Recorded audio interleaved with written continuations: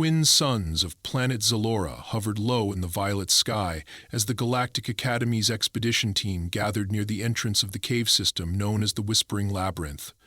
The ground beneath their feet was smooth and dark, formed from volcanic glass long cooled and worn by aeons of cosmic wind. A dozen cadets stood in formation, their uniforms bearing the insignia of their respective planets. Some adjusted their visors, others flexed their bioluminescent limbs or tested their multispectrum sensors. At the center of the assembly stood Professor Threx, a tall, spindly figure whose 6 eyes blinked in perfect sync, each eyelid patterned with deep cerulean swirls. He wore a long black coat lined with iridescent fibers that pulsed in rhythm with his speech translator. He raised one of his 3 arms and addressed the group. "This test," the professor began, his voice echoing unnaturally across the crystalline canyon walls, "will determine your capacity for adaptive navigation in the absence of technological assistance.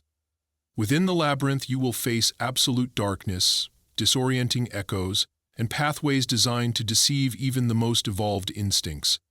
Your task is simple: reach the core chamber and return. No weapons, no scanners, no drones, only your wits." The students exchanged glances. For many of them, particularly those from high-tech worlds, this challenge was unprecedented. Navigation without digital mapping? Impossible, thought Zurzak, a prideful cadet from Ylthor III who boasted biosonar implants embedded in his skull. Others nodded with determination, like Soraya from the amphibious moon Varun, who claimed she could taste spatial direction through the ion particles in the air. Standing slightly apart from the others, Eli Ramirez rolled his shoulders and shifted the strap of his small pack. The only human in the cohort, he had joined the academy under special diplomatic sponsorship. While others had augmented vision or hive mind processing systems, he carried nothing more than a journal, a graphite pencil, and a short iron rod he had salvaged from a broken maintenance drone. The professor gestured toward the gaping mouth of the cave. It resembled a monstrous maw carved into the rock, its jagged teeth forming stalactites that oozed condensation. "You will enter in teams or alone, as you see fit. Timers begin the moment you cross the threshold. Good luck. You may proceed." Zurzak immediately surged forward with his companions from Ylthor III, clicking confidently as his internal sonar emitted rhythmic pulses. Soraya and a group of aquatic-based cadets followed suit, slipping into the shadows with their moist skin glistening. A few others hesitated before entering in pairs. Eli waited, watching the others vanish into darkness. When no one invited him to join, he simply nodded to himself and stepped forward. His boots met the cold stone with a soft echo. With a deep breath, he passed beneath the mouth of the cave and disappeared from the sunlight. Inside, the temperature dropped instantly. The light vanished so thoroughly that it felt like it had been swallowed whole. Even his own body seemed to dissolve into the darkness. There was no ambient glow, no mossy biolight, not even the familiar shimmer of energy particles. Eli paused, allowing his senses to adjust. He reached into his pack and retrieved the metal rod. Holding it like a blind man's cane, he gently tapped the wall beside him. The sound reverberated, a low, round tone that bounced and bent through the tunnel. He closed his eyes and listened. The echo returned after a half-second delay, thinner, sharper. The corridor was narrowing slightly. He took a step forward, then another, each time tapping gently and recording the sound in his mind. Years ago, back on Earth, Eli had spent time studying bat echolocation. He had read journals from World War II submariners who navigated narrow underwater trenches by knocking on steel hulls and timing the echo. He had even practiced in parking garages, clicking his tongue and mapping spaces in his head. It had always been a hobby, a strange party trick. He never imagined it would one day be his primary tool in an alien cave on a distant world. He walked slowly, mapping the cave one echo at a time. Every 5 meters he stopped, tapped twice, once low, once high, and listened. Then he pulled out his notebook and sketched. Not detailed architectural plans, just lines, curves, notations of echo sharpness and return time. The air felt damp but breathable. No wind, no ambient noise except the occasional groan of shifting stone. He kept moving forward. Behind him, faint sounds echoed. Panicked shouts, trills of confusion, the scrambling of claws against stone. Somewhere in the distance, someone shouted in distress. It was followed by silence. Eli stopped, turned his head slightly, and repeated his tapping routine. A new echo emerged. Off to the right, deeper and more distorted. It was a larger chamber and farther away. He marked it in his notes, made a mental path to it, but chose to continue straight for now. Minutes blurred into an hour. Eli kept walking, kept mapping. Every twist and turn of the tunnel, every branching fork was logged. When the floor dipped sharply, he tapped both the wall and the ground. When the tunnel curved upward, he tapped the ceiling with a soft toss of the rod. At one point, he stumbled upon a smooth wall that returned no echo at all. He pressed his hand against it. It was soft, spongy, organic, not stone. He whispered a quick thanks to whoever taught him to carry gloves and moved on. As he rounded another bend, the air changed, warmer, denser. He paused, tapped. This time the echo split. Half bounced back immediately, the other half delayed and muffled. A fork in the tunnel, one route shorter and narrow, the other longer and likely descending.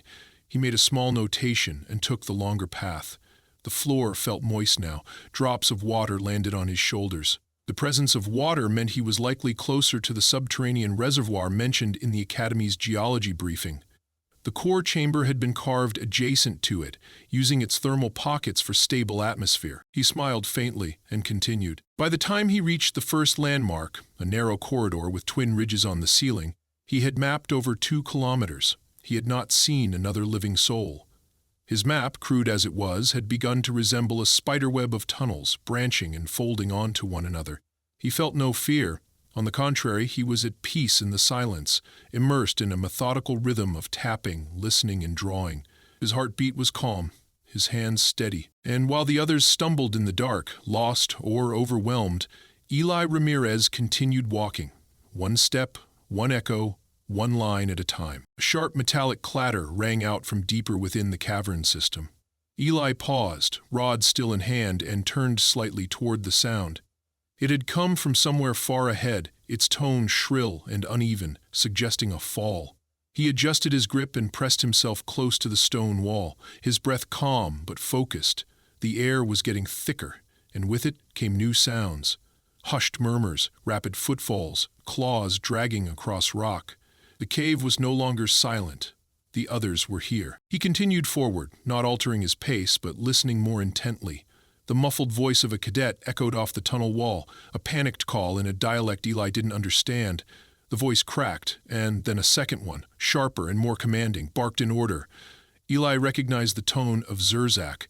His words were clipped and irritated, filled with the impatience of someone who expected his surroundings to obey him. Eli approached an intersection in the tunnel, marked it in his notebook, and then turned left. The source of the voices grew louder.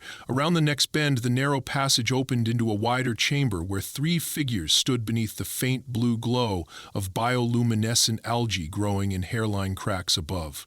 Their forms were blurred in silhouette, their breathing uneven. One of them had a gash across his leg, oozing dark liquid that shimmered slightly in the faint light. Zurzak turned sharply toward the sound of Eli's approaching footsteps and raised a hand in warning. His eyes narrowed. "You human?" he snapped, his voice vibrating with agitation. "This route is compromised. One of the walls collapsed. My associate is injured. Our path forward is blocked." Ellie nodded once but said nothing. He stepped forward, careful not to tread in the liquid pooling beneath the injured cadet. Without asking, he knelt and inspected the fallen chunk of rock wedged across the tunnel ahead. It was too large to move without tools. He tapped the wall beside it with his rod, then tapped again, 3 meters back. The change in the echo was immediate. A void behind the wall. "You missed a secondary chamber," Eli said, standing again. "Parallel route. I heard the split a few minutes back." Zurzak sneered.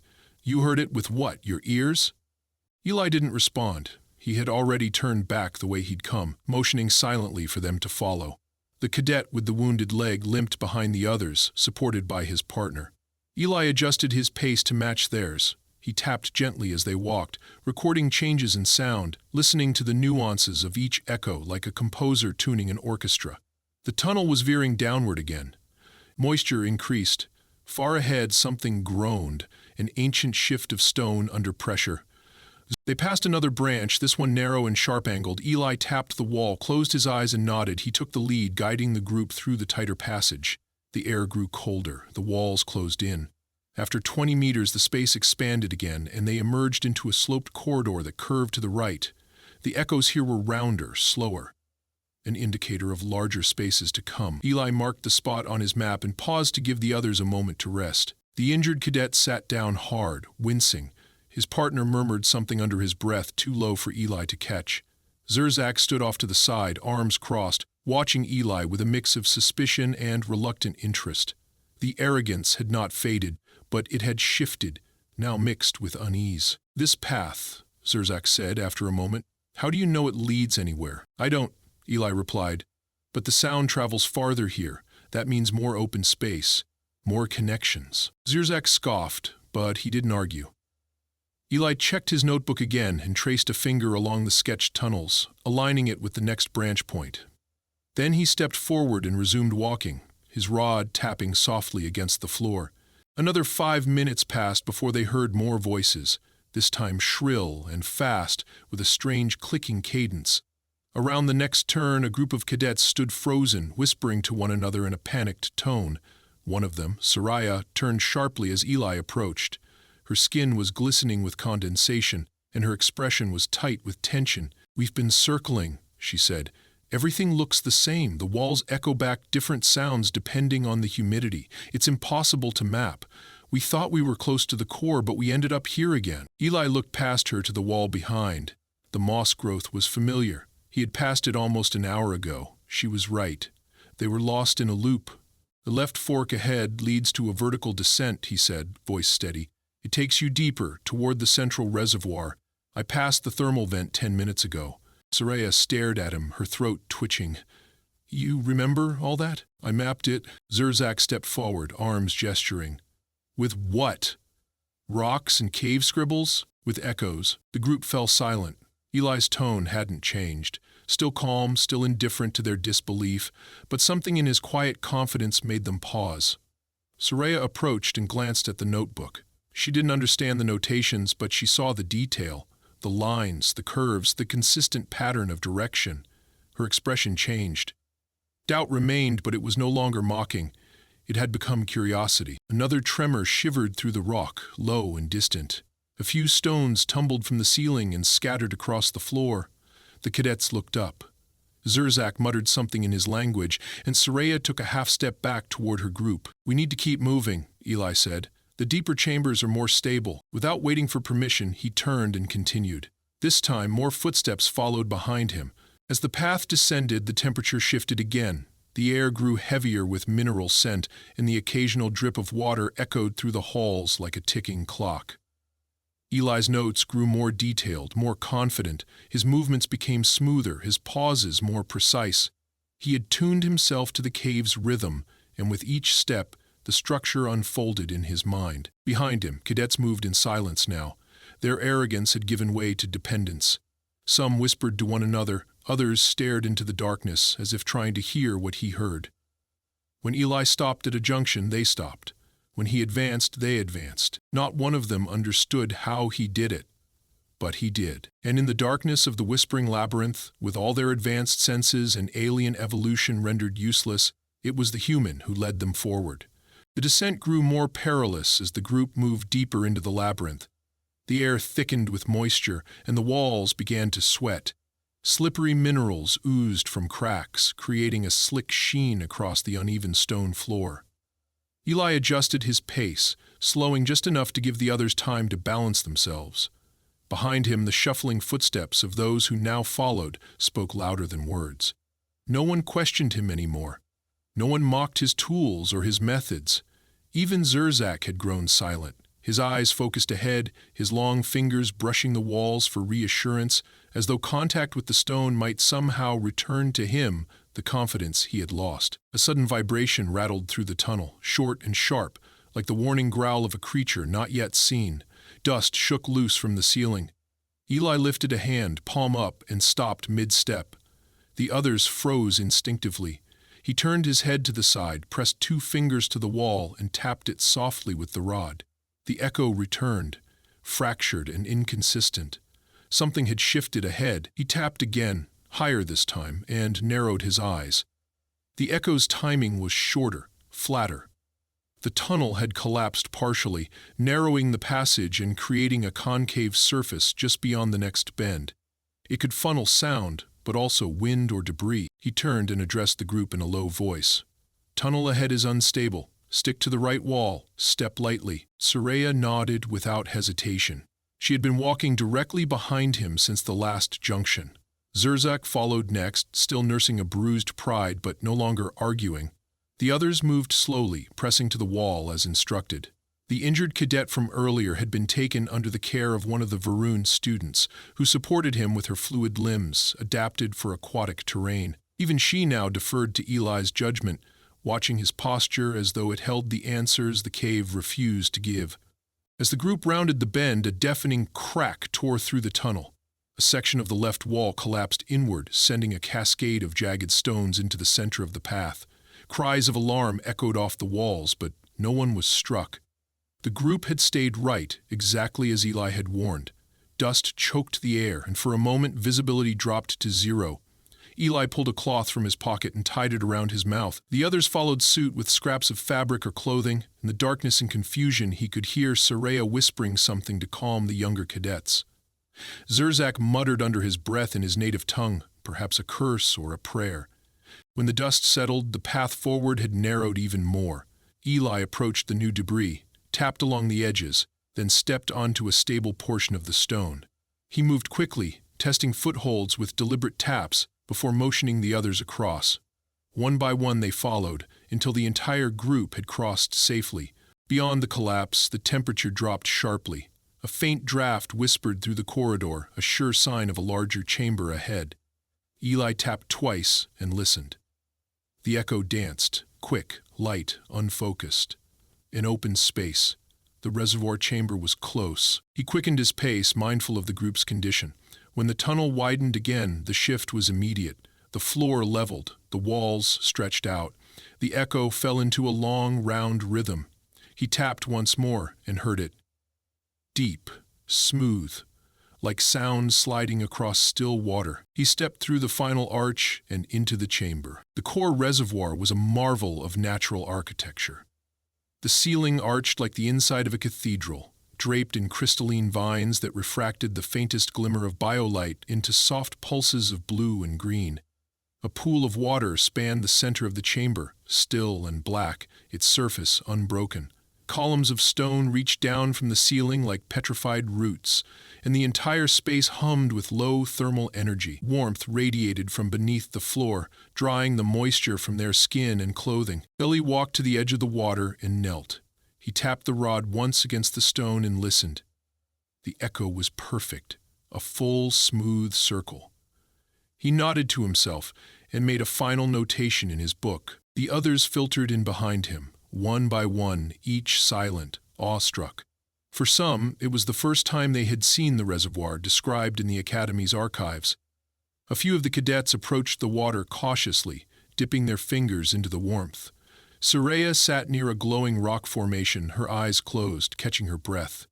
Zurzak remained standing, arms crossed, his expression unreadable. A soft thump echoed from the tunnel behind them, then another, heavier this time.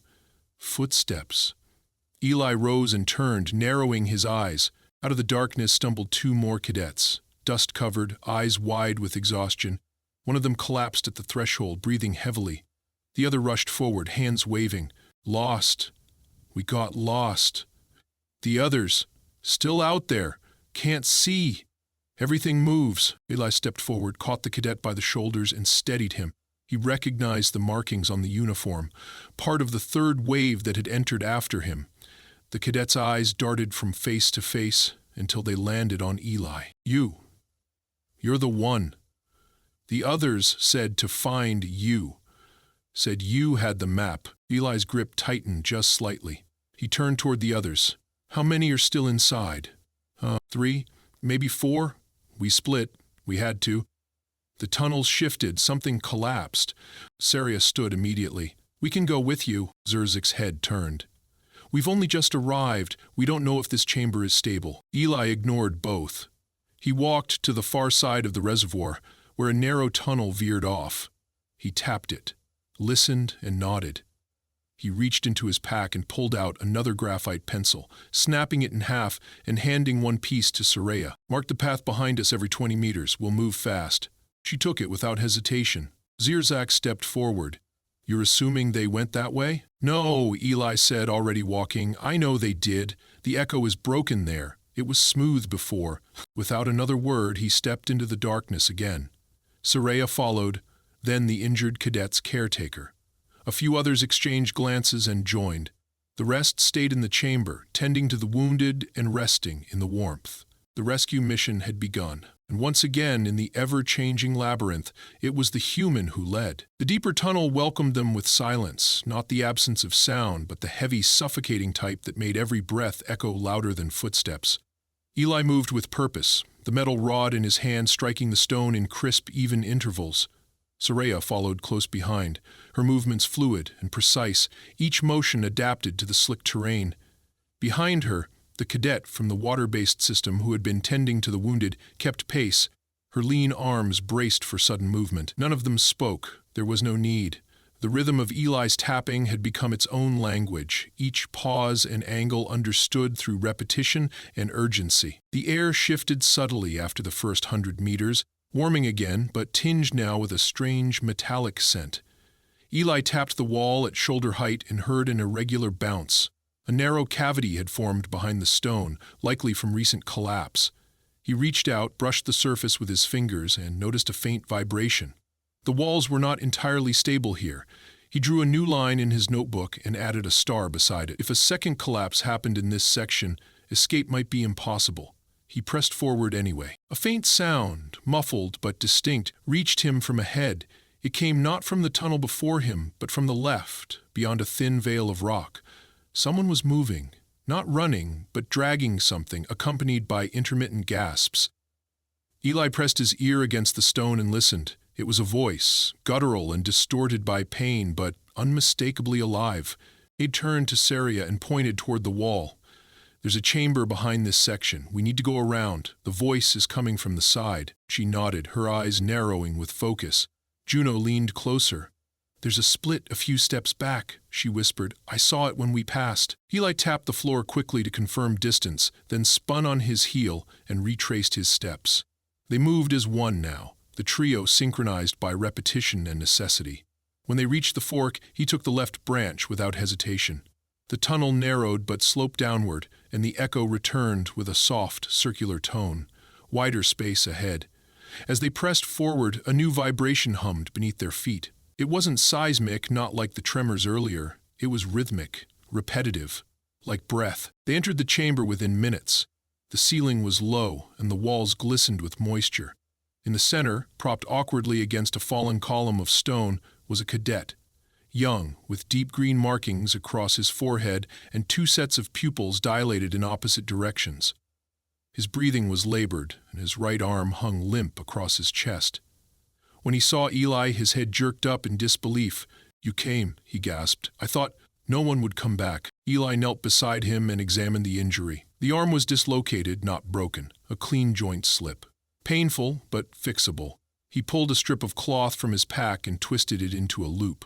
With a quick motion, he slid it beneath the cadet's arm and braced the shoulder. He nodded once to Soraya, who took position behind the cadet's back. With a practiced motion, Eli counted to 3 and popped the arm back into place. The cadet let out a hoarse scream that echoed off the walls and then slumped forward, breathing fast but steady. "We need to move," Eli said. "Can you walk?" The cadet nodded weakly. Juno helped him to his feet while Soraya scanned the edges of the chamber. "There's another path," she said. "They're between those two columns. It wasn't marked on your notes." Eli tapped the wall beside her suggestion. The echo returned unevenly, a tight passage, recently formed, possibly a shortcut or, worse, a dead end. Still, the air flowing from it was fresh, not stale like the others. "We'll take it," he said, adjusting his notebook. "It's angled toward the main route." They pressed into the new path, narrower than expected. The walls closed in until Eli had to hunch forward, guiding the injured cadet with one hand while tapping with the other. The rod scraped against something metallic embedded in the wall, an ancient fixture, maybe a forgotten drilling device. He made a quick mental note and continued. Suddenly a shriek pierced the darkness ahead. Not animal, not machine. Another cadet. This one female, judging by the pitch. Her voice cracked with desperation. Eli broke into a sprint, careful not to disorient the echoes. He tapped only when needed now, calculating steps by feel and reflex. The passage widened, opening into a high chamber filled with fractured stone. 2 cadets huddled at the far wall. One stood, waving frantically. The other was lying flat on the ground, motionless. As Eli approached, the standing cadet turned, her face pale and her breathing shallow. "She fell," she said, her voice shaking. "We didn't see the hole. The edge gave out." Eli knelt by the prone figure and checked for a pulse, faint but present. She was alive. Her head had struck the stone, but the bleeding had already slowed. Concussion, nothing fatal. He checked her limbs for fractures. One leg was twisted at an unnatural angle. "She needs a splint," he said, turning to Juno. "Do you still have the shell plate from your kit?" Juno reached into her pack and handed over a curved fragment from her own armor. Eli secured it along the cadet's leg with 2 loops of thermal tape. He then gathered loose cloth to brace the head. The injured girl groaned, eyelids fluttering, consciousness returning. "We carry her," he said. "I'll lead. Juno on the right, Soraya on the left. Rotate support every 5 minutes." The cadets obeyed without question. With the last of the missing now found, the group began the long trek back toward the reservoir. Eli marked each junction carefully, measuring echoes and recalibrating their internal route. The tension in the group had shifted. No longer just survival, it had become trust. Every cadet now followed his pace, took his directions as if they were doctrine. Even the girl who had once mocked his primitive tools glanced at his notebook with silent admiration. As they reached a stable path near a familiar thermal vent, the injured cadet in Juno's arms stirred again. Her eyes met Eli's and locked for a moment. She didn't speak, but the look carried something heavier than gratitude. Respect. When they emerged into the reservoir chamber once more, the others leapt to their feet. Relief and astonishment swept across the waiting group. Cheers rang out. Some rushed to help, others stood back in stunned silence as Eli directed the medical care with precise instructions. Zerk stepped forward, watching as the injured were laid out and stabilized. He looked at Eli, then at the now well-worn notebook in his hand. "You were right," Zerzak said quietly. "You found all of them." Eli didn't respond. He knelt beside the girl with the twisted leg and checked her splint. Then he stood and scanned the room, eyes resting on each face. "No one dies in my map," he said. "That's the rule." And for the first time since stepping into the labyrinth, no one doubted him. The first streak of daylight broke through the mouth of the whispering labyrinth just as the final group of cadets emerged. Their eyes flinched at the sudden brightness, pupils narrowing after so many hours in the cave's unrelenting darkness. The cool breeze that met their faces carried the scent of dry stone and distant ion storms, but to them it felt like the cleanest air in the galaxy. Eli stepped into the light last, shoulders straight, journal tucked under one arm, the dull iron rod still in his other hand. His clothes were marked with mineral stains, his boots scuffed and caked with dust, but his expression remained composed, untouched by fatigue. Professor Threx stood at the edge of the rocky landing, surrounded by a small group of Academy officials. His 6 eyes blinked rapidly as he took in the sight of the group, not only those who had entered first, but also the injured, the lost, the ones no one had expected to see again. Medical drones hovered near the back, scanning vital signs and stabilizing the wounded. One of the officials whispered something into the professor's ear, but Threx raised a hand for silence. He stepped forward slowly, his long legs moving with alien grace. His gaze lingered on each cadet as he passed, measuring not just their physical condition, but the shift in their bearing, the way they looked at Eli, the way they waited for him to speak or move, as if he alone anchored their reality. The professor's expression did not change as he came to a stop in front of Eli. "You were the first to reach the core," Threx said, "and now, the last to return." Eli gave a single nod. "I mapped the labyrinth." Threx tilted his head slightly. "Without sensors?" Eli held up his notebook and offered it to him. The professor took it gently in 2 hands. He opened to the first page, then slowly turned through dozens more.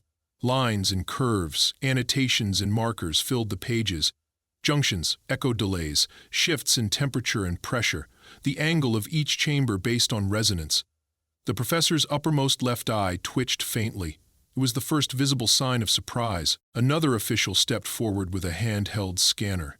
He raised it and traced a small device over the notebook, then nodded to Threx. 99.7% match to the original structure file, he said, including the collapsed sectors. Thrax closed the notebook carefully and returned it to Eli. No cadet has ever returned with a complete layout, the professor said. Certainly not with a rescue count of 7 and 0 fatalities. Eli met his gaze but did not speak. The professor's voice dropped slightly, more for Eli than the others. You navigated without light, without advanced perception, without assistance. You responded to collapses, injuries, and unpredictable pathing with consistent efficiency.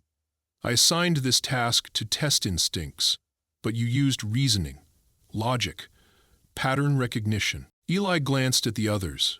Soraya stood behind him, her arms crossed, watching with quiet pride. Juno spoke softly with a medic, gesturing toward one of the injured cadets. Even Zurzak, usually so eager to assert his superiority, stood in silence. He had not looked away from Eli since they had exited the cave. I listened, Eli said finally. The cave told me where to go. Threx did not smile. His species lacked the facial muscles, but his tone held the weight of recognition. The academy exists to prepare cadets for the unknown. Many confuse that with training for control, domination, force. You demonstrated something else, humility in observation, and because of that, lives were not just preserved, they were transformed. He turned to the officials and gave a sharp nod. A small platform activated, lifting slightly from the stone and unfolding a display terminal. Thrax approached it and entered a sequence of commands. A hologram flickered into view above it. Eli's name, his planetary origin, his cadet status. With the authority granted to me by the Intergalactic Academic Council, the professor declared, I hereby advance Cadet Eli Ramirez to the rank of Galactic Pathfinder First Order. His name will be inscribed in the Hall of Navigators. His technique will be added to the survival curriculum. His mapping of the Whispering Labyrinth will replace the outdated simulation model. Gasps rippled through the watching crowd. Not even Soraya had expected such an elevation. It was the highest honor any cadet could receive, and one almost never granted during a field exam. Eli remained motionless, his eyes fixed on the hologram. The title hung above his head like a silent crown, glowing in soft gold. Professor Threx stepped back and bowed his head slightly, an ancient sign of respect on his world. Then he turned and walked away, followed by the silent procession of officials. As the others broke into movement around him, offering congratulations, backslaps, and quiet nods of acknowledgement, Eli remained still. He looked down at the rod in his hand, the same one he had used to trace his way through the darkness. It had been just a tool, a substitute for the senses he lacked. But now, it represented something more. Soraya approached and stood beside him. She looked at the rod, then at him. You made it through by listening, she said. Most of us, we've been trained to talk louder, move faster. You slowed down. You heard things we didn't. Eli looked out across the landscape, toward the mountains in the distance, the cracked plateau stretching beyond them, and the Academy's tower rising far to the east like a silver tooth against the horizon. He thought of Earth, of garages and parking lots, of tapping on concrete pillars and pretending he could see with sound. He hadn't done any of this to prove anything. He had done it because it was the only thing he knew that worked. I didn't expect to teach anyone anything, he said quietly. Soraya smiled, a soft gesture that touched her sharp, luminous eyes. You didn't teach us, you reminded us. Later that day, long after the ceremony had ended and the cadets had returned to their dorms, Eli sat in his room alone. The rod rested across his lap. The notebook was closed, now marked with an official seal from the Academy. Outside his window, the stars shimmered like dust above the planet's thin atmosphere. He opened the final page of his notebook and wrote 4 simple words beneath the last map. Listen before you move. Then he closed it for the last time. And in that moment, the labyrinth no longer felt like a test. It felt like a conversation he had finally learned how to answer.